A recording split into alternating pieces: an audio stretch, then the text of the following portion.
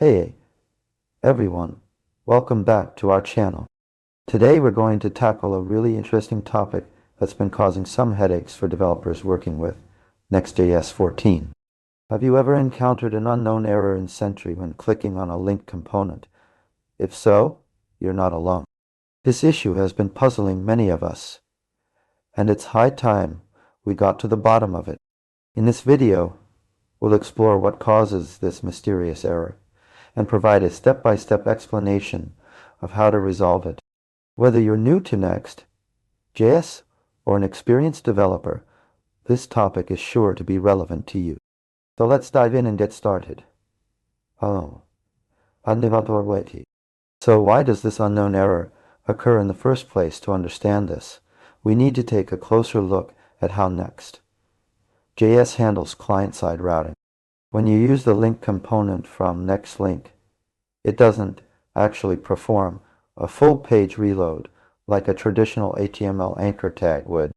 Instead, Next.js uses JavaScript to navigate between routes. The issue arises when Sentry tries to capture errors that occur during this navigation process. Because of how Next.js handles client-side routing, these errors don't always get propagated correctly to the error tracking server. As a result, you might see an unknown error in your Sentry dashboard without any clear indication of what caused it. Now, let's break down the steps involved in resolving this issue. First, we need to ensure that our link components are properly configured. This means making sure that we're using the correct ref attribute and that we haven't accidentally set the target attribute to blank.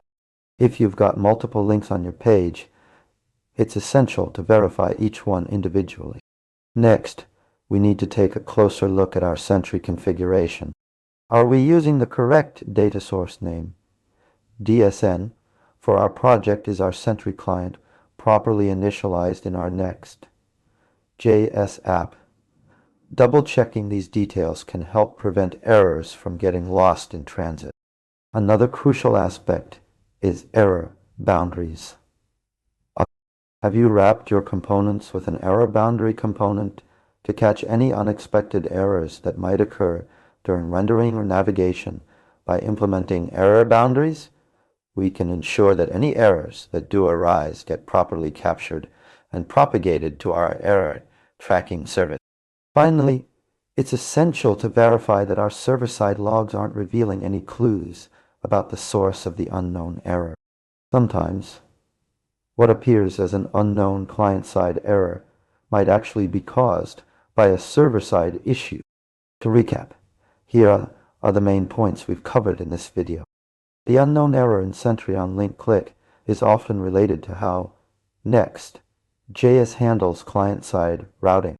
Verify that your link components are properly configured with the correct ref attribute and no blank target attribute. Double-check your Sentry configuration, including the DSN and client initialization. Implement error boundaries around your components to catch any unexpected errors during rendering or navigation. Check server-side logs for clues about the source of the unknown error. And that's it. By following these steps and understanding how Next.js handles client-side routing, you should be able to resolve those pesky unknown errors in Sentry. If you've got any questions or have encountered this issue before, please let us know in the comments below. Don't forget to like this video and subscribe for more content on web development and debugging. Thanks for watching, and we'll catch you all in the next one.